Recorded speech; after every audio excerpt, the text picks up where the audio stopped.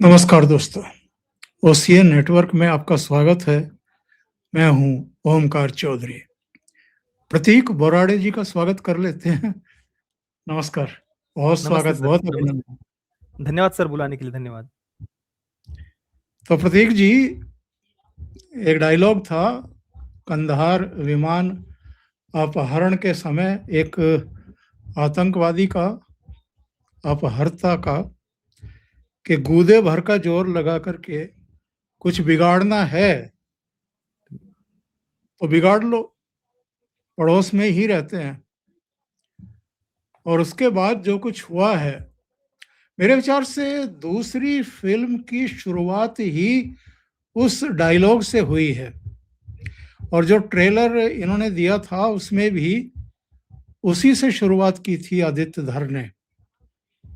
और एक बात फिल्म में हौसला, ईंधन और बदला, ये तीन चीजें गूंजती हैं। क्या है कुल मिलाकर के ऑब्जर्वेशन? बाकी जो प्रतिक्रियाएं आ रही हैं उन पर फिर चर्चा करते हैं इसके बाद। जी, सबसे पहले तो धन्यवाद आपका मुझे बुलाने के लिए। बाकी धुरंधर और धुरंधर 2, धुरंधर द रिवेंज जिसे नाम दिया गया है, उसके बारे में तो जितनी भी मैं प्रशंसा करूँ उतनी कम है। जो इतिहास में इससे पहले किसी ने करने की हिम्मत नहीं की, वो आदित्य धर ने ये फ़िल्म बना करके दिखाया है। देखिए, द कश्मीर फाइल्स भी बहुत बहुत ज़्यादा महत्वपूर्ण फ़िल्म है, बहुत बोल्ड फ़िल्म थी। जो उसने किया था, वो भी अभूतपूर्व था। पर धुरंधर ने एक कमर्शियल, एक मास सिनेमा के माध्यम से, एक बिग बजट फ़िल्म के माध्यम से ये करके दिखाया है। तो ये अपने आप में बहुत बड़ी अचीवमेंट मैं इसे कहूँगा। और दूसरी बात, जो बिल्कुल अनअपोलोजेटिक जिसको हम कहते हैं कि नहीं भाई, कोई लाग-लपेट नहीं, कोई घुमा-फिरा करके नहीं, जो दिखाना है वो इतना क्लियरली दिखाया है। और इस प्रकार से दिखाया है ना कि जहाँ चोट पहुँचानी थी, जिनको एक्सपोज़ करना था, उनको बराबर से फ़िल्म ने किया है। पाकिस्तान तो छोड़िए, वो तो एक्सपोज़्ड ही है, उसका तो क्या। पर सबसे ज़्यादा इस फ़िल्म ने जो बड़ा काम किया है ना, वो बॉलीवुड के अंदर के पाक प्रेमियों को एक्सपोज़ करने का काम किया है। जिस प्रकार की फ़िल्में ये आज तक आईएसआई को ग्लोरीफाई करने वाली, पाकिस्तान को ग्लोरीफाई करने वाली, पाकिस्तान प्रेमी फ़िल्में ये इंडस्ट्री बनाती थी और अपने पपेट क्रिटिक्स के माध्यम से, पपेट मीडिया के माध्यम से उनको जिस प्रकार से प्रमोट किया जाता था निर्लज्जता के माध्यम से, आज वो पूरा का पूरा इकोसिस्टम चुप्पी बना करके बैठा है। उन्हें धुरंधर की सफलता दिख नहीं रही, कोई ट्रेड एनालिस्ट इस पर रिपोर्टिंग नहीं कर रहे, कर भी रहे हैं तो अंडर रिपोर्टिंग कर रहे हैं, मरी-मरी आवाज़ में ही कुछ ऐसी बातें की जा रही है। तो कुल मिलाकर के पूरा इकोसिस्टम सदमे में है, एक प्रकार से मातम छाया हुआ है इंडस्ट्री के अंदर। दूसरी तरफ हम तेलुगु फ़िल्म इंडस्ट्री को अगर देखें तो वहाँ से एक के बाद एक के बाद एक लगातार वहाँ के जितने भी बड़े, जिनको हम सबसे बड़े सुपरस्टार कह सकते हैं तेलुगु फ़िल्म इंडस्ट्री के, वो चाहे अभी के समय के हो या पिछले समय के हो, पिछली जनरेशन के सभी बड़े सुपरस्टार्स, सभी ने धुरंधर 2 की प्रशंसा की और केवल सेकंड पार्ट की नहीं, फर्स्ट पार्ट के समय भी तेलुगु फ़िल्म इंडस्ट्री ही इसके सपोर्ट में आई थी। तो दूसरी तरफ आप अगर बॉलीवुड को देखोगे तो इनका तो इकोसिस्टम चुप बैठा हुआ है, ट्रेड एनालिस्ट भी कुछ बोल नहीं पा रहे हैं। बाकी इनके जो क्रिटिक्स, जहाँ पर ये बड़े राउंड टेबल वगैरह लगा करके बैठते हैं साल के अंत में, जिनको हम इंडस्ट्री के जुड़े हुए क्रिटिक्स कह सकते हैं, उनको तो पहले पार्ट के समय भी तकलीफ हो गई थी। जिन्होंने अपने गिल्ड वगैरह बना करके रखे हैं क्रिटिक्स के, वो सारे के सारे पहले पार्ट के समय भी रोना-धोना उन्होंने किया था। अभी सेकंड पार्ट के समय किसी ने चुप्पी बना करके बैठी है, या तो कोई बोल भी रहा है तो उनको कोई सीरियसली नहीं ले नहीं रहा। पूरे सोशल मीडिया पर वो जस्ट एक मज़ाक के पात्र बन करके रह गए हैं। तो भाई, आदित्य धर उन्होंने जो हिम्मत दिखाई है, मैं तो रिव्यू में भी कहा था और यहाँ पर फिर से कहूँगा, सैल्यूट है सच में उनको। बहुत, बहुत ज़्यादा अभूतपूर्व और गज़ब का ऐसा काम उन्होंने इस फ़िल्म के माध्यम से किया है। बाकी अगर हम थोड़ा-सा भी इसको कंपेयर करें, पिछली जो आईएसआई यूनिवर्स, जो मैं कहता हूँ स्पाई यूनिवर्स वगैरह जो भी है, उनकी फ़िल्मों से आप कंपेयर करिए, थीम की दृष्टि से एग्ज़ैक्टली अपोज़िट ये फ़िल्म हमें हर प्रकार से दिखाई देती है। यहाँ पर चाहे वो बलिदान परमो धर्म, जो फ़िल्म के एंडिंग में फ़िल्म संदेश भी देती है, कि एक जो भी देश की सुरक्षा एजेंसी से जुड़े हुए हमारे जवान हैं, उनके लिए देश के प्रति बलिदान देना, बलिदान इस शब्द की क्या महिमा है, महत्व है, कर्तव्य का क्या महत्व है, ये सेंटर में थीम उन्होंने यहाँ पर रखी है। नहीं तो इससे पहले हम देखते थे कि भाई, जो कोई जासूस भी हो उसके लिए अपना व्यक्तिगत स्वार्थ सबसे ऊपर होता था कि भाई मैं मेरा प्यार मोहब्बत वगैरह सुरक्षा एजेंसीज देश के प्रति कर्तव्य वो चला गया। पर मैं तो भाई जिससे मैं प्यार करता हूँ वो चाहे आईएसआई एजेंट वगैरह हो, उसके साथ में मैं दुनिया भर में भागता फिरूंगा। और फिर भारत की एजेंसीज और आईएसआई वाले उनके पीछे दौड़ रहे हैं।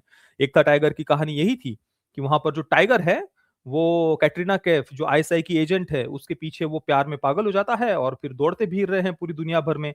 और फिर रॉ और आईएसआई वाले उनको ढूंढ रहे हैं। ये इनकी दिमाग चलती इस प्रकार की कहानियां दिखाते हैं। यहाँ पर आदित्य धर उन्होंने बलिदान को, देश के प्रति कर्तव्य को सबसे ऊपर रखा है। और जो एजेंडाज इस फिल्म के अगेंस्ट चलाए जा रहे हैं, जो छोटी छोटी कुछ ना कुछ कमियां निकालने का प्रयास किया जा रहा है।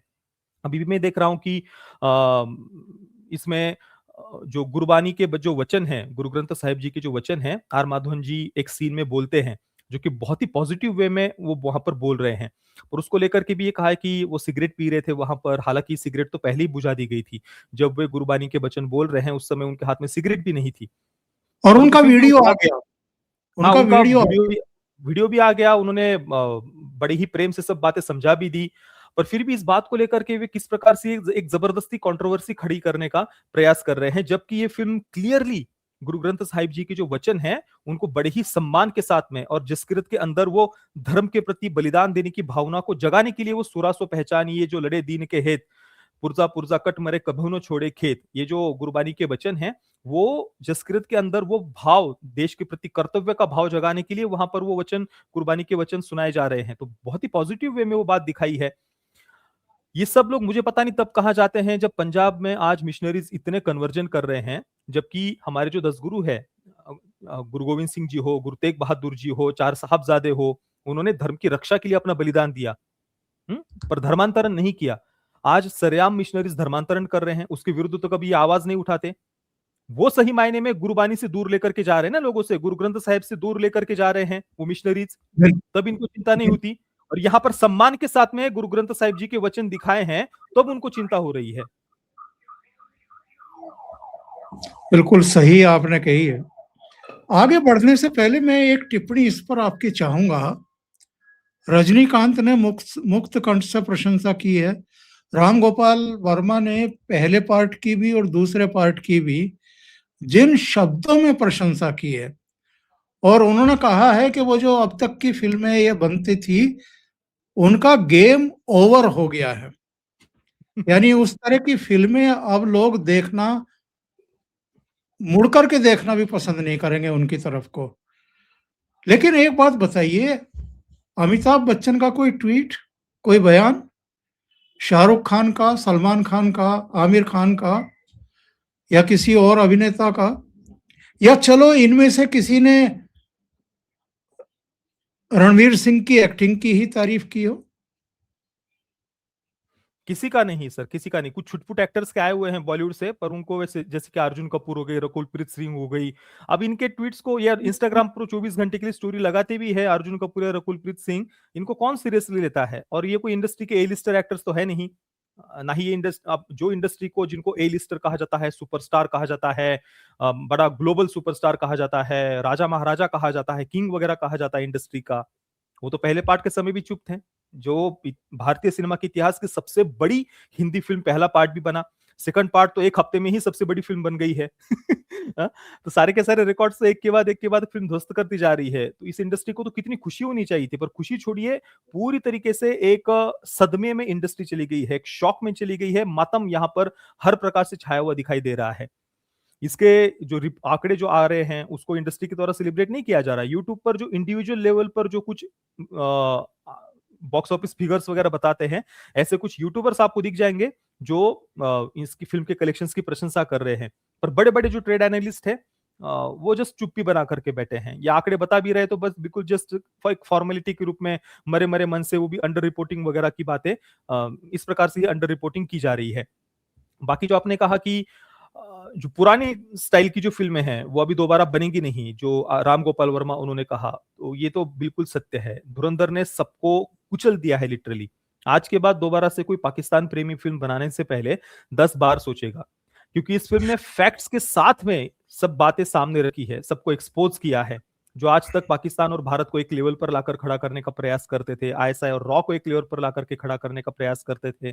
इस फिल्म ने जगह जगह पर बार बार बार बार ये बताया है कि दुनिया भर में कहीं पर भी आतंकी हमले हो, उन्हें पाकिस्तान, उसके पीछे पाकिस्तान ही आपको मिलेगा। भारत में जो भी मुजाहिद हो, जिहादी हो, वो आतंकी हमले करते हैं, उनका पूरी तरीके से ध्यान आईएसआई रखता है।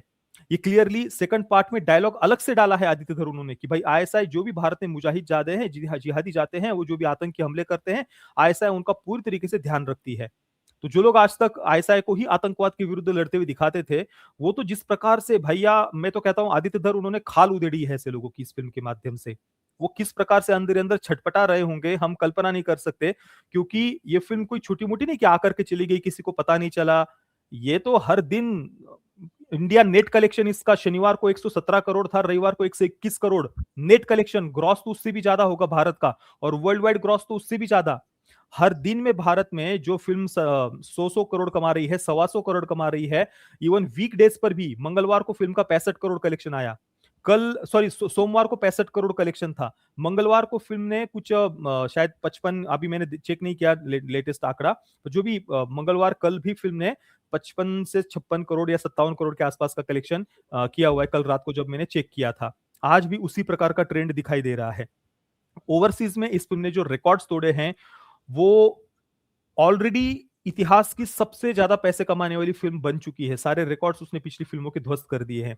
तो ये जो पीआर के माध्यम से जो so called global superstar, so called king हमारे ऊपर थोपा गया था, वो क्लियरली वो सारी पीआर एजेंसीज, वो सारे मीडिया आउटलेट, सारे के सारे बहुत पूरी तरीके से और बुरी तरीके से, बुरी से बुरी तरीके से उनको आदित्य धर ने एक्सपोज कर दिया है, वो भी बिना नाम लिए। यानी वो कहते हैं ना कि सांप भी मर जाए और लाठी भी ना टूटे, वो काम इस फिल्म ने किया है, आदित्य धर ने किया है। मैं इतना खुश हूं इस फिल्म की सफलता से ना, और मैं चाहता हूं कि ये फिल्म इतनी बड़ी बने ना इतिहास की, कि ये जो भी लोग दबाने का प्रयास कर रहे हैं अलग अलग जबरदस्ती की कंट्रोवर्सीज खड़ी करके, उन सबको जनता बहुत अच्छे से जवाब दे। मैं तो यही चाहता हूं। धुरंधर 2 का ट्रेलर देखने के बाद जब आप कैमरे के सामने बैठे थे, तो आप एक बच्चे की तरह चुहक रहे थे। आपकी आंखों की चमक देखने लायक थी, और आपने कहा कि आपने इसी डायलॉग का यूज किया था कि उसने कहा कि हिंदू डरपोक कौम होती है और हम आपके पड़ोस में ही रहते हैं, गूदे भर का जोर लगा लो, कुछ बिगाड़ सको तो बिगाड़ लो। आपके ये शब्द थे।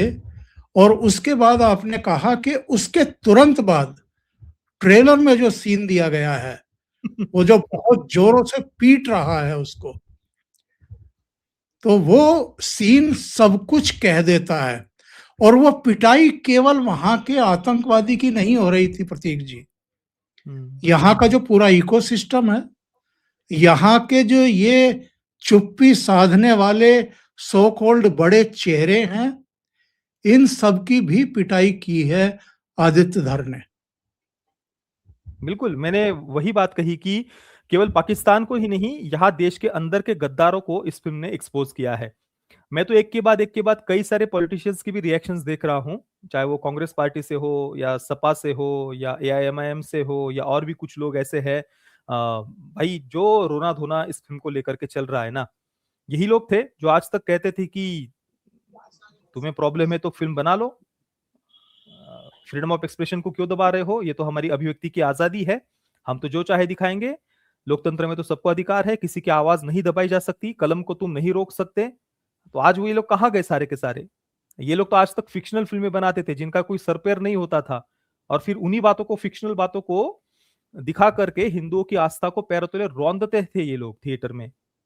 ये लोग ये चाहते थे कि हम पैसे खर्च करके थिएटर में जाए और अपनी ही आस्था को पैरों तले रौंदते हुए देखे हम थिएटर में। वो समय तो अभी चला गया है। और तब ये लोग बड़े अट्टहास करके, राक्षसी अट्टहास करके, हंसते हुए न्यूज चैनलों पर बैठ करके कहते थे कि भाई तुम्हें प्रॉब्लम है तो तुम बना लो। और आज जब बना ली है फिल्म तो सारे के सारे वही लोग रो रहे हैं।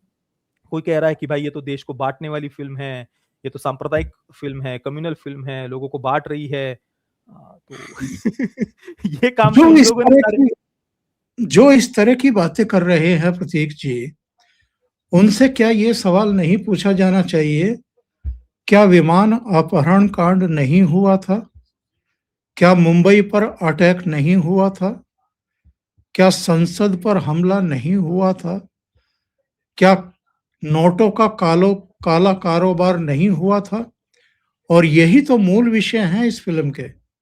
तो फिर प्रोपेगेंडा कैसे हो गई? प्रोपेगेंडा इसलिए है क्योंकि यहाँ पर कोई देश विरोधी एजेंडा इसमें नहीं है। बात ये नहीं, ये लोग इन्हीं सारी घटनाओं को लेकर के पूरी तरीके से वामपंथी प्रोपेगेंडा फ़िल्म भी बना सकते हैं। IC-814 को लेकर, कंधार प्लेन हाइजैक को लेकर के, संसद पर हमले को लेकर के, वहाँ पर वो किसी आतंकी को फिर उसको सिंपैथी बनाने के लिए कोई इमोशनल उसकी बैकग्राउंड स्टोरी दिखा देंगे कि वो तो बेचारा भटका हुआ नौजवान था, वो तो गरीब मास्टर का था। बेटा था। मास्टर का बेटा था, वगैरह-वगैरह इस प्रकार की बातें।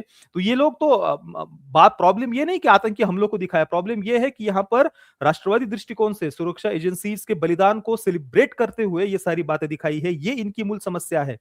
क्योंकि देखिए जो वामपंथी विचारधारा है ऑब्वियसली उनका हमेशा से सिस्टम को लेकर के रोना-धोना सुरक्षा एजेंसीज़ उनके अनुसार तो ऑपरेस करने वाली होती है।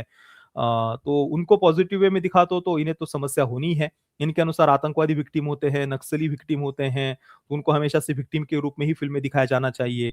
कभी किसी आतंकी हमले को दिखाएँगे भी तो दिखाएँगे कि भाई वो आतंकी तो बेचारा 2002 के दंगों से पीड़ित था। अभी मनोज वाजपेयी की जो द फैमिली मैन सीरीज़ है, उसका पहला सीज़न अगर आप देखेंगे, तो वहाँ पर जो आतंकी दिखाया है, उसके प्रति सिंपैथी पैदा करने के लिए उसको 2002 के दंगों से पीड़ित दिखाया है। मतलब आतंकी भी दिखाएँगे तो तुम्हें गिल्ट में डालेंगे हिंदुओं को कि देखो तुम्हारे कारण आतंकवादी बन रहे हैं भाई, तुमने दंगे किए थे, तुम कट्टरपंथी हो। सबसे पहले वो एक गिल्ट ट्रिप में डालने का प्रयास हमेशा से किया जाता रहा है। तो आदित्य धर उन्होंने एक सिंगल सीन में भी मैंने दोनों पार्ट्स देखे, एक सिंगल सीन में भी कहीं पर भी कोई बैलेंसिंग करने का प्रयास नहीं किया, किसी भी प्रकार से किसी आतंकी को उन्होंने कोई पॉजिटिव टच दिया हो, कोई इमोशनल बैक स्टोरी उन्होंने डाली हो, ना। यहाँ पर पूरी तरीके से आतंकियों की जो मेंटालिटी है वो क्लियरली मेंशन की है। जैसे कि फ़िल्म के एंडिंग में जो मेजर इकबाल का कैरेक्टर है आईएसआई के, वो एंडिंग में कहता है कि अ, भारत के हर मर्द का मैं खतना करवाऊँगा और तुम्हारी जो औरतें हैं ना, उन्हें हरामगाह में कौड़ियों के भाव में बेचूँगा। और इसके बाद में फिर वो खुरासान से मुजाहिदों की फौज निकलेगी और दिल्ली को हम इस्लामाबाद में अंडर लेकर के आएँगे, लाल किले पर सितारों वाला परचम जो फहराएँगे वगैरह, इस प्रकार की बातें एंडिंग में बोलते हुए दिखाया है। तो ये जो जिहादियों की मेंटालिटी है, वो क्लियरली आदित्य धर उन्होंने फ़िल्म में मेंशन की है। मुझे याद नहीं है कि इतने क्लियरली कभी इससे पहले किसी भी फ़िल्म में मैंने ये बातें देखी हो। स्पेशली जो एक कमर्शियल मास फ़िल्म हो, इतनी बड़े लेवल की बनाई हुई फ़िल्म हो, इससे पहले इतिहास में ये हिम्मत किसी ने भी नहीं की है। ये तो हम जानते थे प्रतीक जी कि यहाँ कायरों की फौज है फ़िल्म इंडस्ट्री में। अभी एसपी वैद्य साहब का मैं एक बयान सुन रहा था, जम्मू कश्मीर के पूर्व डीजीपी। हाँ, हाँ, बिल्कुल। उन्होंने कहा कि जब तक दाऊद के पैसे से फ़िल्म बन रही थी, हुँ। ये कुछ नहीं बोल रहे थे। आज दाऊद को एक्सपोज़ करने वाली फ़िल्म है, तो हर एक के पेट में दर्द हो रहा है या चुप्पी साध करके बैठ गया है। इस फ़िल्म में तो आज तक हमने जो भी अंडरवर्ल्ड ड्रामाज़ बॉलीवुड के देखे हुए हैं, जो गैंगस्टर ड्रामाज़ हमने देखे हुए हैं, सब में दाऊद इब्राहिम को ये लोग ग्लोरीफाई करते थे। बिल्कुल किसी स्टाइलिश हीरो के रूप में प्रेज़ेंट करते थे।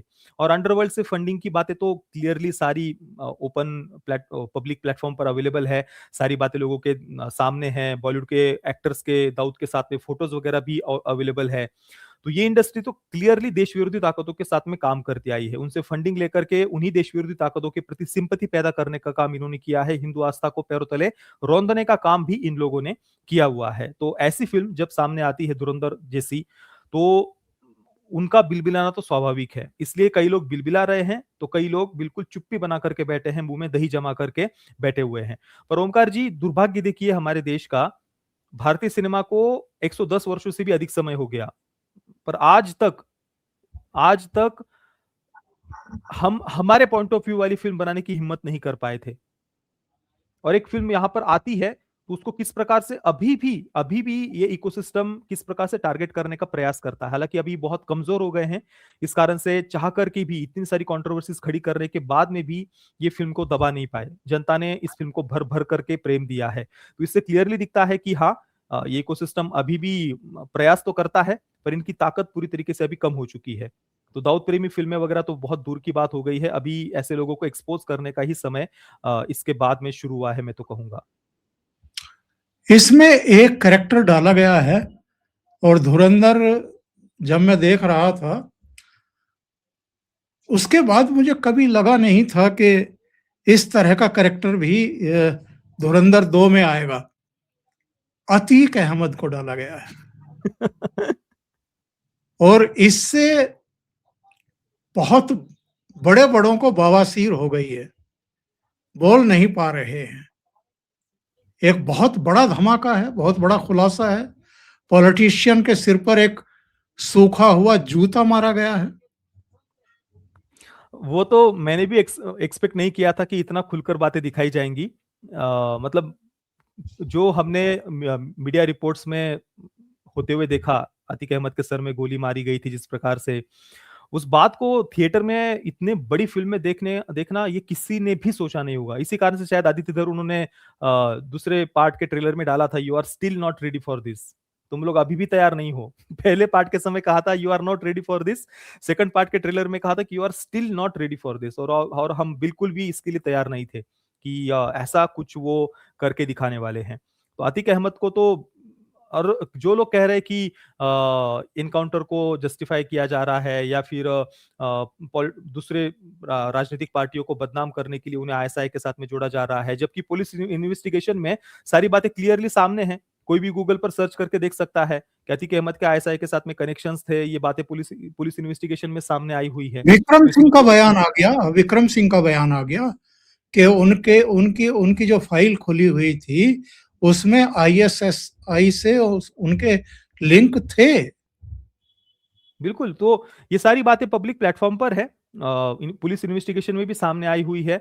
फिर भी अगर किसी को ये बातें दिखाने से प्रॉब्लम है तो वो कुछ अगर उनको ये बातें गलत लगती है, तो वो लीगली कुछ करके दिखा दें, पर वो नहीं कर सकती क्योंकि उन्हें भी पता है कि फ़िल्म में जो बातें दिखाई गई है वो फैक्चुअली बिल्कुल सही है। वो इसके बारे में कुछ भी रोने-धोने के अलावा, सोशल मीडिया पर विक्टिम कार्ड खेलने के अलावा, इससे ज़्यादा वो कुछ भी नहीं कर सकते। इसके अलावा आतिक अहमद की तो बात है ही, साथ में ही बूचड़खानों को लेकर के इस फ़िल्म में जो बातें बताई गई है, कसाई खानों को लेकर के। ओमकार जी, आपको याद होगा 2017 में योगी जी जब मुख्यमंत्री बने थे, मुख्यमंत्री बनते ही शपथ ग्रहण के तुरंत बाद में सबसे पहला निर्णय जो उन्होंने लिया था, पता नहीं आपको याद होगा या नहीं, सबसे पहला निर्णय उनका था बूचड़खानों पर, अवैध बूचड़खानों को बैन करने का। अभी भी कोई भी मीडिया रिपोर्ट्स उस समय के जाकर के देख ले, सबसे पहले उन्होंने इन्हीं अवैध कसाई खानों को बंद करवाया था, जहां से ये सारी इल्लीगल मनी सर्कुलेट की जाती थी। तो इस फ़िल्म में उस बात को भी उन्होंने बिल्कुल खुलकर एक्सपोज़ किया है।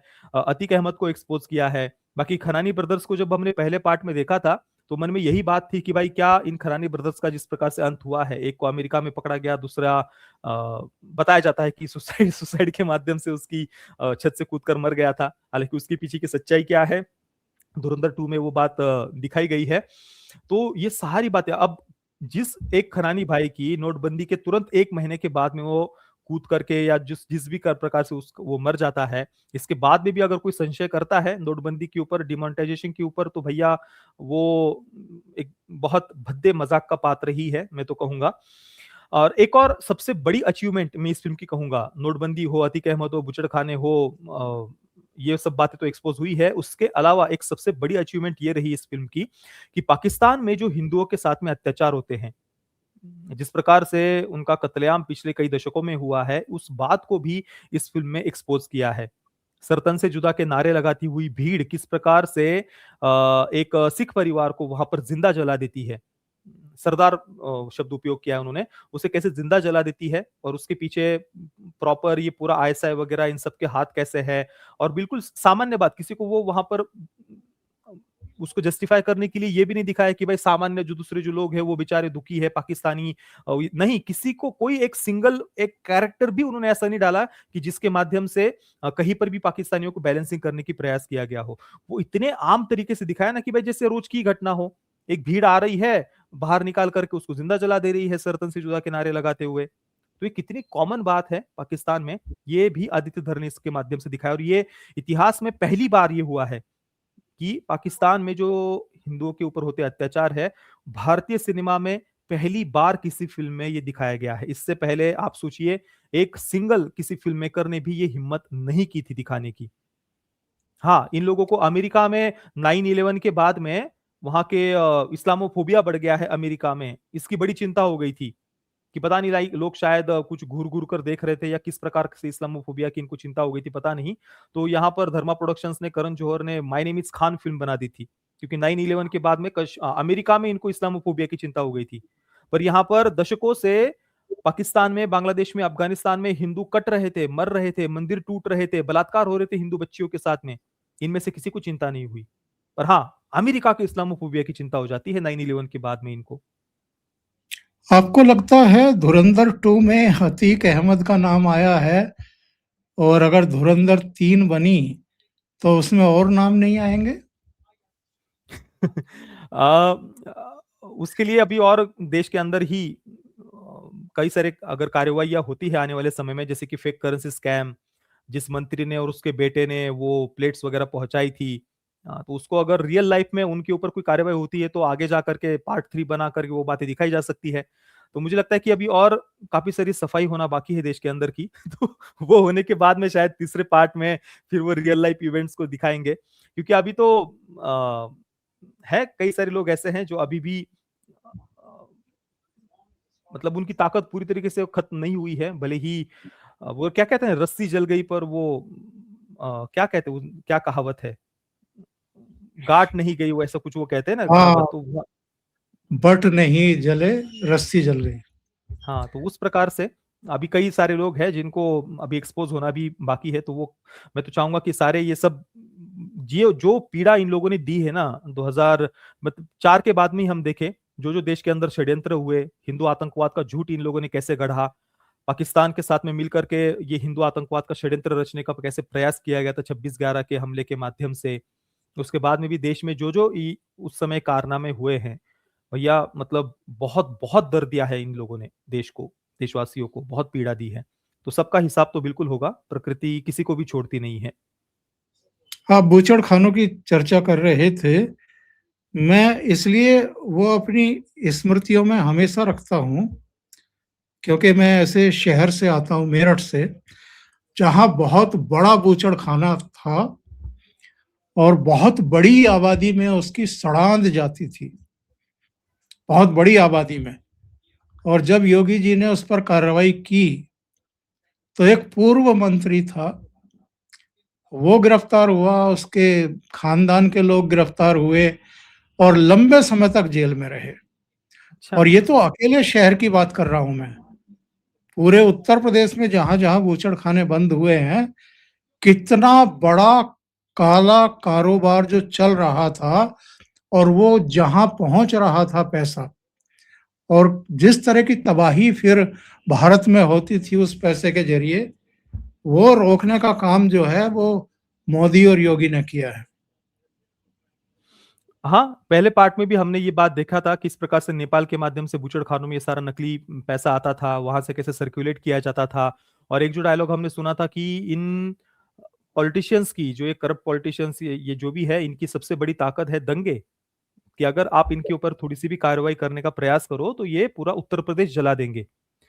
और फिर उसके बाद वो डायलॉग आया था कि ये सारे सबूत इकट्ठा तो करके रख लो। आने वाले समय में कोई ऐसा राजनेता पॉलिटिशियन उत्तर प्रदेश में आता है जिसको सच में देश की चिंता हो, तब ये सारे सबूत काम में आएँगे। और वो फिर सबूत कैसे काम में लिए गए वो हमने सेकंड पार्ट में देखा। जो यूपी के डीजीपी है पूर्व, संजय कुमार ऐसा कुछ उनका फ़िल्म में नाम दिखाया है। उनकी मूंछें वगैरह भी बिल्कुल वैसी दिखाई है जैसे रियल लाइफ़ में प्रशांत जिनका। प्रशांत कुमार। हाँ, फ़िल्म में संजय कुमार ऐसा कुछ नाम उनका शायद दिखाया है, थोड़ा-सा नाम चेंज किया है, पर मूंछें वगैरह बिल्कुल वो सब कुछ वैसा ही उनको बिल्कुल प्रॉपर दिखाया है। तो उन तक अजय सान्याल जी कैसे ये सारे सबूत पहुँचाते हैं। फ़िल्म में वो सीन अलग से उन्होंने डाला है कि यूपी पुलिस के डीजीपी उनके पास में जाकर के अजय सान्याल जी ये सारे सबूत तथ्य पहुँचा रहे हैं और फिर खुद कहते हैं कि अब देख लो आपको क्या करना है। आपको कैसा लगता है? और उसके तुरंत बाद में फिर यूपी पुलिस किस प्रकार से अतीक अहमद को गिरफ्तार करती है। पर अरेस्ट होने के बाद में भी, वो अंदर रहने के बाद में भी कैसे अपना वो पूरा जो तंत्र उसने खड़ा किया हुआ था वो चालू रखा था उसने। फ़िल्म में ये भी डायलॉग था कि जब तक अतीक हम्म। ज़िंदा है, भले ही वो जेल में हो या बाहर हो, उससे कोई फ़र्क नहीं पड़ता। जब तक वो ज़िंदा है, तब तक हमारा काम होते रहेगा। ये भी आईएसआई के और लोग या हाँ, बोलिए? सिस्टम का सहारा लेकर हुँ। अपने प्रभाव का इस्तेमाल करके उत्तर प्रदेश छोड़ करके गुजरात की जेल में जाके बैठ गया था। इसी तरीके से एक दूसरा अपराधी मुख्तार पंजाब गया अंसारी, था शायद, वो पंजाब गया था पंजाब शायद। की जेल में जाकर के बैठ गया था। दोनों को घसीट करके लाए योगी आदित्यनाथ। अरे! बहुत मतलब भैया ये किसी ने भी आज से 10 वर्ष पहले आप बताइए ओमकार जी, आपने कभी सोचा था कि ये दिन हम देखेंगे कभी जीवन में? कि ऐसी फ़िल्म बन रही है और हम ये सब बातें चर्चा कर रहे हैं। जिन लोगों ने इतने लोगों को मारा है, कत्लेआम किया है, परेशान किया है, कई दंगे किए हैं, कितने बड़े-बड़े अपराधी गैंगस्टर्स ये लोग रहे हैं और कैसा पॉलिटिकल बैकअप था इनके पीछे। हुँ? पर सबको जैसा कि योगी जी ने संसद में खड़े होकर के कहा था, सबको मिट्टी में मिला देंगे और हाँ, मिट्टी लिटरली में मिला। वो लिटरली करके दिखाया है योगी जी ने। सबको मिट्टी में मिला करके दिखाया है और कोई चू भी नहीं कर पाया, कोई चू भी नहीं कर पाया। क्या मतलब बहुत गज़ब, बहुत। फ़िल्म में जब मोदी जी का शपथ ग्रहण दिखाया है, साथ में ही नोटबंदी वाला जो सीन था, उसके अलावा वो पाकिस्तान में जो आईएसआई है मेजर इकबाल का कैरेक्टर या उसके पिता का पात्र एक दिखाया है, वो भी बीच-बीच में न्यूज़ चैनलों पर ये सारी न्यूज़ देखते रहता था। शपथ ग्रहण वाला, उसके बाद में नोटबंदी वाला, उसके बाद में राम मंदिर की स्थापना। राम मंदिर जिस दिन 22 जनवरी की वो जो दिन था, उसको वो न्यूज़ चल रही होती है ना, तो सबसे पहले दाऊद इब्राहिम के सामने ही वो न्यूज़ चलती है। अब मैं ज़्यादा स्पॉयलर्स नहीं दूँगा ताकि कई मित्रों ने शायद देखी नहीं होगी तो वो देखें थिएटर में जाकर के। सबसे पहले दाऊद इब्राहिम के सामने जब वो न्यूज़ चलती है राम मंदिर की अ, तो जिस प्रकार से वो जल भून उठता है और जो बातें वो वहाँ पर वो कहता है कि 30 साल पुराने ज़ख्मों को इन लोगों ने कैसे कुरेद करके निकाला है और मोदी जी के शपथ ग्रहण के बाद में वो कहता है कि जब से ये चाय वाला सत्ता में आया है तब से हमारे लोगों के अंदर खौफ और ज़्यादा बढ़ गया है। कई सारी ऐसी बातें हैं जो फ़िल्म में आदित्य दर उन्होंने जो डाली है ना, बहुत गज़ब का काम किया है, बहुत। एक बात का जवाब आप ही दे सकते हैं, क्योंकि इंडस्ट्री को करीब से देखते हैं, सबको जानते पहचानते हैं, इनकी रगों को समझते हैं। सांप क्यों सूंघा हुआ है इस समय? हुँ। अ, शायद अब मैंने तो शुरुआत में ही कहा ना जो बड़े-बड़े ट्रेड एनालिस्ट हैं, वो तक रेगुलरली इस फ़िल्म के डाटा पोस्ट नहीं कर रहे हैं। अब मैं क्या नाम लूँ इनका जो आदर्श वगैरह या कोमल वगैरह जो भी है, तो सब चुप बैठे हुए हैं। कहीं पर वो सेलिब्रेशन नहीं दिखाई दे रहा, इतिहास की सबसे बड़ी फ़िल्म बन रही है, थिएटर बिज़नेस को फिर से खड़ा कर दिया। बड़ी थिएटर बिज़नेस की चिंता करते थे ये लोग। हम जब बॉलीवुड की प्रोपेगेंडा फ़िल्मों की आलोचना करते थे, इनकी पाकिस्तान प्रेमी फ़िल्मों की, तब बड़ा इन लोगों को थिएटर बिज़नेस की चिंता होती थी कि देखो इतने लोगों की रोज़ी-रोटी चल रही है, इतने लोग देश भर के लाखों करोड़ों लोग इस बिज़नेस के साथ में जुड़े हुए हैं। तो बड़ा इमोशनल ब्लैकमेल करने का प्रयास करते थे। आज ये लोग सब चुप बैठे हैं। आज इनके ही इंडस्ट्री के पपेट क्रिटिक्स फ़िल्म को टारगेट कर रहे हैं। हाइपर मास्कुलिन, टॉक्सिक मास्कुलिनिटी वगैरह-वगैरह शब्द उपयोग करके। अब इनको थिएटर बिज़नेस की चिंता नहीं हो रही। अब सारे चुप बैठे हुए हैं। ट्रेड एनालिस्ट भी चुप बैठे हुए हैं। बाकी इनके पपेट क्रिटिक्स तो मरे-मरे मन से किसने रिव्यू किया, किसने तो किया ही नहीं। जिन्होंने किया वो भी थोड़ा बहुत पॉज़िटिव बातें बोल करके ट्विटर पर नेगेटिविटी फैला रहे हैं। फ़िल्म को लेज़ी राइटिंग वगैरह भी कह रहे हैं कई सारे लोग। हालाँकि ट्विटर पर लोग उनको अच्छी तरीके से जवाब भी दे रहे हैं। पर कुल मिलाकर के बॉलीवुड इस फ़िल्म से पूरी तरीके से एक्सपोज़ हो गया है। इसके अलावा इंडस्ट्री के अंदर के भी कई सारे एक्टर्स हैं, चाहे वो आप कहें अमिताभ बच्चन हो या और भी कई सारे जो mainstream actors, even Hrithik Roshan भी उनके पिताजी ने राकेश रोशन, उन्होंने तो फ़िल्म की प्रशंसा की, पर ऋतिक रोशन इस बार कुछ नहीं बोला। पहले पार्ट के समय थोड़ी प्रशंसा करके पॉलिटिक्स के ऊपर ज्ञान दिया था, ज़िम्मेदारियाँ, रिस्पॉन्सिबिलिटीज़ समझाई थी एक फ़िल्म मेकर के रूप में आदित्य धर को ऋतिक रोशन ने। इस बार उसने भी कुछ बोलने की हिम्मत नहीं की, चुप्पी बनाए बैठा है और एक हॉलीवुड की फ़िल्म अभी जो कल रिलीज़ हो रही है प्रोजेक्ट हेल मेरी करके, उसको प्रमोट कर रहा है ऋतिक रोशन। अब जो भी उनकी प्रोफेशनली कुछ पैसे वगैरह लेकर के शायद प्रमोट कर रहे होंगे। पर धुरंधर के लिए एक ट्वीट करने का इनके पास समय नहीं है। पर एक हॉलीवुड की फ़िल्म प्रमोट करने के लिए पूरा प्रॉपर वीडियोज़ वगैरह भी शूटिंग वगैरह करके प्रमोट किया जा रहा है। तो इसी से पता चलता है कि इस इंडस्ट्री के अंदर आज भी किस मेंटालिटी के लोग भरे हुए हैं। इनसे हज़म नहीं होता, सहन नहीं होता कि एक राष्ट्रवादी फ़िल्म यहाँ पर बने, उसको लोग पसंद करें, सेलिब्रेट करें, वो सफल हो। इस इंडस्ट्री से आज भी ये सहन नहीं होता, ये तो क्लियरली हमें दिखाई दे रहा है। 16 महीने 2 फ़िल्मों का निर्माण, और इन 2 फ़िल्मों ने और इसके लेखक, डायरेक्टर ने पूरी फ़िल्म इंडस्ट्री को एक तरीके से मैं कहूँगा कि अ, जिसे कहते हैं ना कि वो इतने बड़े कैनवास पर आकर के खड़े हो गए हैं कि उनके सामने सब बोने से दिखाई दे रहे हैं। मेरे विचार से ये अद्भुत है, ऐतिहासिक है। ऐसा आज तक हुआ नहीं है। जो इससे पहले अब बौने इसलिए दिखाई दे रहे हैं क्योंकि जो पहले अपने आप को बड़ा बताते थे वो कभी बड़े थे ही नहीं। उनको जस्ट मीडिया की हाइप के माध्यम से लोगों के ऊपर थोपा गया था और जबरदस्ती हवा भर-भर के बड़ा किया गया था और उनका वो गुब्बारा फूट चुका है। वो कभी भी बड़े थे ही नहीं, ना ही उनके अंदर बड़प्पन जैसी कोई बात थी, पर अपने आप को जस्ट पैसों का उपयोग करके अब वो पैसा अंडरवर्ल्ड से आता था, देश विरोधी ताकतों से आता था, शत्रु राष्ट्रों से आता था, पता नहीं वो उनकी अंतरात्मा जाने। पर ऐसे कई सारे गुब्बारे फुला करके रखे थे हमारे सामने कि ये तुम्हारे स्टार है, इनको तुम्हें फॉलो करना है। ये फ़िल्मों में कुछ भी दिखाए, तुम्हें उस पर कुछ भी बोलने का अधिकार नहीं है। तो आज तक यही चलता था। इनके ये जो सो कॉल्ड सुपरस्टार्स इन्होंने खड़े करके रखे थे, ये एक के बाद एक के बाद एक प्रोपेगेंडा फ़िल्में बनाते जाते थे। उनको ये इंडस्ट्री सेलिब्रेट करती थी और अगर कोई थोड़ा-सा भी उसके बारे में कुछ आलोचना करने का प्रयास करता था, तो उसको कुचल दिया जाता था। कि तुम्हारी हिम्मत कैसे हुई इसके बारे में बात करने की? तुम नफ़रत फैलाने वाले हो। तो आज ये सारे लोग जिस प्रकार से आदित्य धर ने उनको एक्सपोज़ किया ना, आपने कहा कि वो सारे बौने लग रहे हैं, तो वो लगेंगे ही बौने क्योंकि वो कभी बड़े थे ही नहीं। जस्ट वो हवा थी गुब्बारे में भरी हुई, वो निकल गई है और आदित्य धर उन्होंने दिखा दिया है कि थिएटर बिज़नेस का सबसे बड़ा दुश्मन यही सो कॉल्ड सुपरस्टार्स थे। इन्होंने प्रोपेगेंडा, चीप, मीडियोकर, घटिया फ़िल्में बना-बना करके जनता को केवल मूर्ख बनाया है और आज तक ऐसी मीडियोकर फ़िल्में बना करके जनता को उनके पैसे भी लूटे हैं लिटरली इन लोगों ने। क्योंकि वो पैसों की वैल्यू तो उन्हें जनता को कभी इन्होंने दी ही नहीं। घटिया चीप कंटेंट बनाते रहे। आदित्य धर ने केवल 280 करोड़ में 2 फ़िल्में बना दी। इन लोगों की घटिया फ़िल्में जिनमें कोई विजुअल्स नहीं होते, कुछ नहीं होता, कोई मेहनत नहीं होती, उनके बजट ही 300, 400, 500 करोड़ बता देते हैं। पता नहीं पैसा कहाँ खर्च करते हैं। क्या ब्लैक का व्हाइट करते हैं, मनी लॉन्ड्रिंग करते हैं, कहाँ से लाता है, कहाँ जाता है, इनकी अंतरात्मा जाने। इतने बड़े-बड़े बजट बताने के बाद में भी फ़िल्म में कोई भी क्वालिटी नहीं होती, कोई ढंग के विजुअल्स नहीं होते हैं। पर यहाँ पर आदित्य धर उन्होंने 280 करोड़ में 2 फ़िल्में बना दी, वो भी 4-4 पौने 4 घंटे की और थाईलैंड में जाकर के लियारी का सेट खड़ा किया।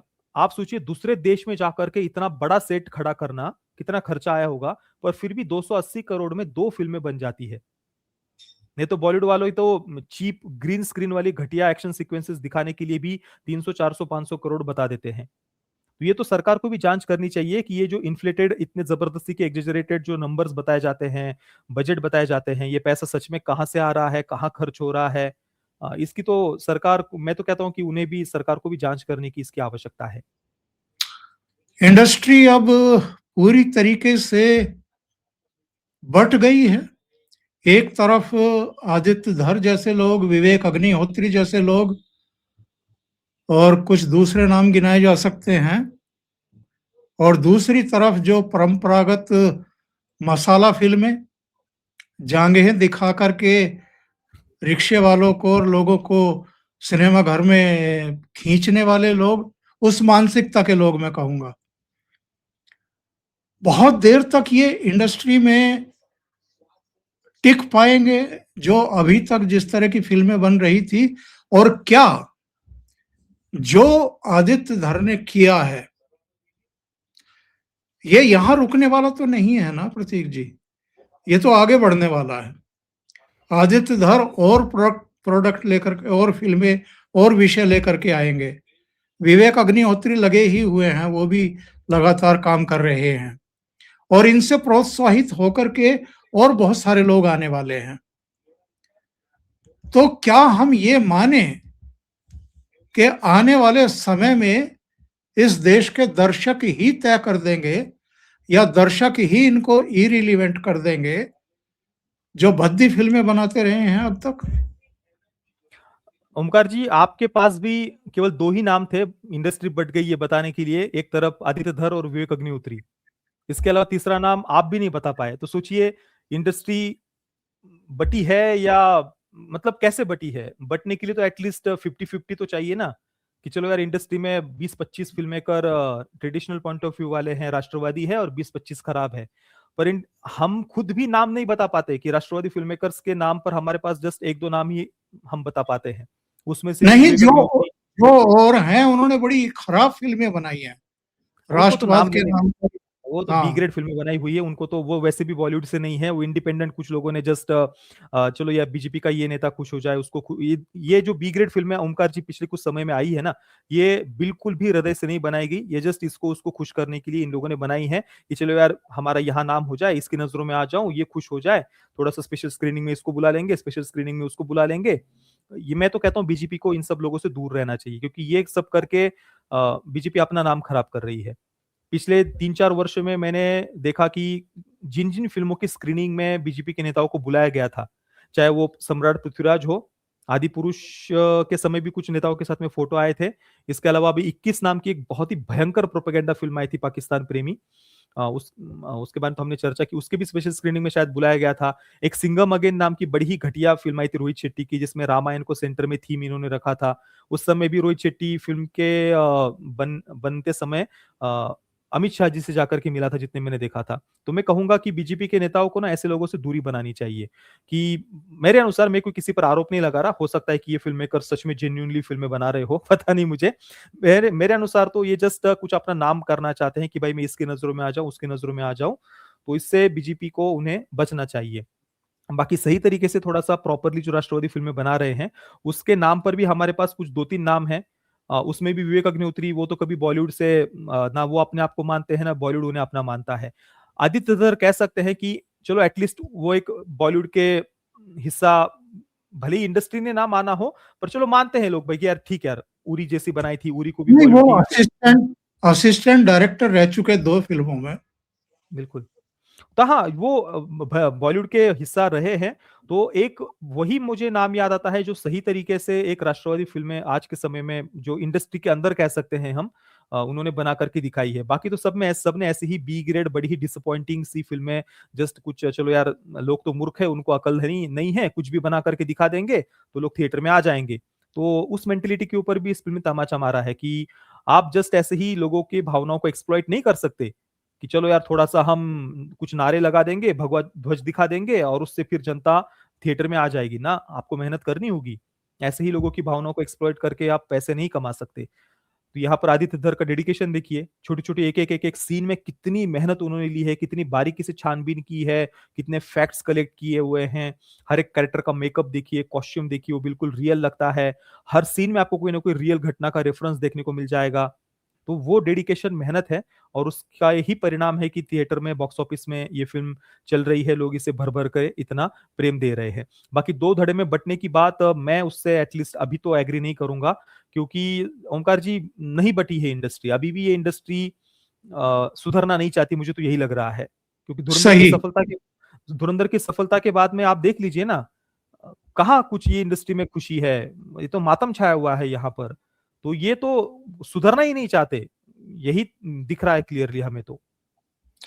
एक जगह कहा गया है कि पाकिस्तान का मुस्तकबिल अब हिंदुस्तान तय करेगा, तो ये तो एक तरीके से शंखनाद हो गया है।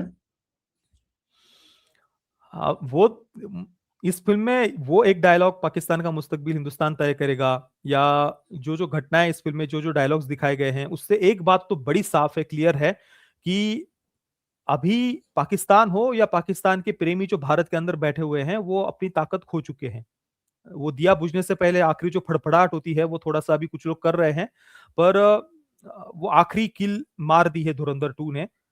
ताबूत के ऊपर पाकिस्तान प्रेमियों के, और पाकिस्तान तो कब का ही वो अभी ना इसके बारे में कुछ विरोध करने की स्थिति में है, ना वो कुछ बात करने की स्थिति में है। वो अपने ही देश के अंदर एक-दूसरे के ऊपर शक करते रहेंगे कि भाई पता नहीं कौन यहाँ पर इंडियन एजेंट होगा, कौन नहीं होगा। इस फ़िल्म ने ये भी एक बहुत बड़ा काम किया है कि अ, देश विरोधी ताकतों को डरा दिया है कि कौन कहाँ से अननोन गनमैन आ जाए या कौन इंडियन एजेंट है, कौन नहीं है, ये वो खुद ही जीवन भर अभी गेस करते रह जाएँगे, पर उनको कुछ मिलने वाला है नहीं। क्योंकि जो करना था वो भारतीय एजेंसीज़ ने बहुत, और मैं तो कहता हूँ जितना दिखाया है ना, ऑब्वियसली हमारी एजेंसीज़ ने उतनी ही बातें दिखाई होंगी जितना अ, परमिटेड होगा, ज़रूरी समझा। ज़रूरी है। हुँ। बाकी हो तो इससे भी कई गुना ज़्यादा रहा होगा बैकग्राउंड में, जो हम अभी शायद गेस नहीं कर पा रहे होंगे। इंटरनली अ, बहुत कुछ हो रहा होगा, जो अभी शायद। अफ़गानिस्तान अफ़गानिस्तान बॉर्डर, बलूचिस्तान, बहुत कुछ आना बाकी है। हाँ, एक और इस फ़िल्म की सबसे बड़ी अचीवमेंट ये रही कि बलूचिस्तान वो किस प्रकार से हमेशा से पाकिस्तान से आज़ादी के लिए लड़ते रहे हैं। ये बात भी आज तक एक सिंगल फ़िल्म में भी कहीं पर नहीं दिखाई गई थी। आप देखिए, किसी भी देश को अगर कमज़ोर करना हो ना, तो वहाँ की जो अलगाववादी ताकतें होती हैं, उनको बल देना होता है। आप देख लीजिए, जितनी भी देश विरोधी ताकतें हैं, भारत विरोधी ताकतें हैं, वो चाहे देश के अंदर की हो या देश के बाहर की हो, वो भारत के अंदर की अलगाववादी ताकतों को फंडिंग वगैरह करते हैं। फिर वो चाहे खलिस्तानी हो, नक्सली हो, या फिर नॉर्थ ईस्ट की अलगाववादी ताकतें अभी तो शांत हो गई है काफ़ी, पहले बहुत सारे अलगाववादी संगठन नॉर्थ ईस्ट में एक्टिव थे। चाहे कश्मीर के अलगाववादी हो, या इवन कुछ द्रविडियन मेंटालिटी के लोग भी हमें ऐसे देखने को मिलते हैं जो अपनी आइडेंटिटी को भारत से पूरी तरीके से अलग बताते हैं। तो ये जो अलगाववादी ताकतें हैं ना, देश विरोधी जितनी भी ताकतें हैं, वो ऐसे लोगों को फंड करते हैं, और फ़िल्मों के माध्यम से भी ऐसे लोगों के प्रति सिम्पैथी पैदा करने का प्रयास किया जाता है। चाहे वो कश्मीर के अलगाववादियों के प्रति सिम्पैथी पैदा करना हो, या इवन नॉर्थ ईस्ट के कुछ अलगाववादी संगठनों के प्रति सिम्पैथी पैदा करने वाली फ़िल्में भी पिछले 4-5 वर्षों में बॉलीवुड ने 2-3 फ़िल्में बनाई हैं। एक वेब सीरीज़ भी अभी हाल ही में आई थी, जहाँ पर नॉर्थ ईस्ट के अलगाववादी संगठनों को बड़ा ही ग्लोरीफाई करने का उन्होंने प्रयास किया था। तो हमारे देश में कैसी ताकतें हैं देखिए, जो अपने ही देश के अंदर के अलगाववादी संगठनों को ग्लोरीफाई करते हैं। आदित्य धर ने पाकिस्तान के अंदर का जो अलगाववादी, जो भी बलूचिस्तान वो जो अलग होना चाहते हैं, उनके फ्रीडम स्ट्रगल को यहाँ पर दिखाया है। उनके ऊपर बिल्कुल। होने वाले अत्याचारों को यहाँ पर दिखाया है। नहीं तो हमारे देश के फ़िल्म मेकर्स आज तक कश्मीर के अलगाववादियों को विक्टिम बताते थे। नॉर्थ ईस्ट के अलगाववादियों को विक्टिम बताते थे। नक्सलियों को विक्टिम बताते थे। आदित्य धर, मैं तो कहता हूँ कि इस इंडस्ट्री में जो फ़िल्म मेकर्स हैं, उनको सच में शर्म से डूब मरना चाहिए। ये लोग भारत का खाते हैं, भारत में रहते हैं, और भारत विरोधी इस प्रकार की नैरेटिव वाली फ़िल्में ये लोग बनाते थे। आदित्य धर ने ऐसे सारे लोगों को एक्सपोज़ किया है। इन लोगों से आज तक कभी बलूचिस्तान भाई एक भारतीय के रूप में हमारे फ़िल्म मेकर्स का क्या कर्तव्य होना चाहिए था? कि अपने राष्ट्रवाद को, अपने देश को सम्मान को वो सबके पूरे विश्व के सामने रखे, पाकिस्तान को एक्सपोज़ करे। वहाँ पर जो लोग अलग होना चाहते हैं पाकिस्तान से, उनको ताकत दे, उनकी आवाज़ को ताकत दे। पर ये पहली बार हुआ है, आदित्य धर ने पहली बार अपनी फ़िल्म के माध्यम से ये करके दिखाया है। और मैच्योरिटी का लेवल देखिए साहब उस बंदे का। एक सवाल पूछा गया प्रोपेगेंडा को लेकर के कि साहब बीजेपी को फ़ायदा पहुँचाने वाली फ़िल्म। तो उसने कहा कि जिन प्रधानमंत्री के समय राम मंदिर। 500 साल पुरानी मांग हमारी पूरी हुई राम मंदिर के रूप में, वो किसी फ़िल्म के मोहताज हैं चुनाव जीतने के लिए? ये आर्टिकल 370 के प्रमोशन के समय उन्होंने ये बात कही थी। उस समय भी मैंने ये बात सुनी थी, कई महीनों पहले की ये बात है, लगभग 1 वर्ष से भी ज़्यादा समय हो गया होगा। तो वो तो क्लियरली मतलब बिल्कुल अपनी आस्था को लेकर के अनअपोलोजेटिक है। कहीं पर अपनी लाग-लपेट नहीं, कोई छुपाने का प्रयास भी नहीं करते हैं। भाई मैं इस विचारधारा से हूँ और मैं खुलकर इसको सपोर्ट करूँगा। तुमको जो उखाड़ना है, उखाड़ लो जा कर के। और फ़िल्म में भी वही मेंटालिटी आपको दिखाई देती है। भाई मुझे जो दिखाना है मैं दिखाऊँगा, तुमको जो करना है वो जा कर के कर लो। और कोई कुछ नहीं कर पा रहा, कोई कुछ नहीं कर पा रहा। और वो वाली बात तो है ही कि जिन प्रधानमंत्री के कार्यकाल में राम मंदिर बना, उन्हें मेरी फ़िल्म के प्रमोशन की क्या आवश्यकता है? इसके अलावा जब द कश्मीर फाइल्स आई थी, उस समय भी आदित्य धर उन्होंने अपने से होकर के कश्मीर फाइल्स को प्रमोट किया था। मैंने अभी जाकर के वो ट्वीट देखा, पता नहीं मेरे सामने उस समय कैसे नहीं आया था। पर आदित्य धर उन्होंने सबसे प्रार्थना की थी कि भाई ये फिल्म बहुत महत्वपूर्ण है, हमारी पीड़ा को, कश्मीरी हिंदुओं की पीड़ा को इस फिल्म के माध्यम से आवाज दी है, सबको ये फिल्म देखनी ही चाहिए। तो क्लियरली वो मतलब दिखावे वाले राष्ट्रवादी तो नहीं है, जैसे कि बॉलीवुड में कई सारे आजकल दिखावटी राष्ट्रवादी उभर करके सामने आ रहे हैं, जो बी ग्रेड फिल्में बना करके राष्ट्रवादियों को ही मूर्ख बनाने का प्रयास कर रहे हैं। आदित्य धर वैसे तो नहीं है, वो पहले से ही अपनी विचारधारा को लेकर के क्लियर है, इवन उरी के समय से ही, और वो उसी मार्ग पर वो चल रहे हैं, उसी प्रकार से फिल्में बना रहे हैं। उम्मीद की जानी चाहिए कि आदित्य धर जैसे, विवेक अग्निहोत्री जैसे, आपने सही कहा, 2 के बाद तीसरा नाम कोई दिमाग में आता नहीं, ऐसे और नाम भी सामने आए और इस इंडस्ट्री से जो ये कूड़ा कचरा है ये साफ हो किसी तरीके से, और जो देश के साथ जो हुआ है एक्चुअल में वो दिखाने की हिम्मत करें। बहुत बहुत धन्यवाद प्रतीक जी, आपने इतना समय निकाला और बहुत महत्वपूर्ण मुद्दों पर चर्चा की। Thank you so much. धन्यवाद सर, धन्यवाद।